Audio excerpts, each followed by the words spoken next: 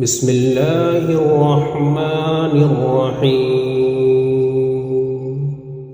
الرحمن علم القرآن خلق الإنسان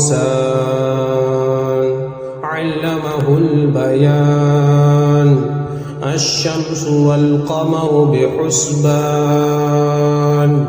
والنجم والشجر يسجدان والسماء رفعها ووضع الميزان ألا تطغوا في الميزان وأقيموا الوزن بالقسط ولا تخسروا الميزان والأرض وضعها للأنام فيها فاكهة والنخل ذات الأكمام والحب ذو العصف والريحان فبأي آلاء ربكما تكذبان خلق الإنسان من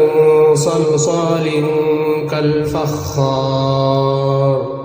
وخلق الجان من مارج من نار فبأي آلاء ربكما تكذبان رب المشرقين ورب المغربين فبأي آلاء ربكما تكذبان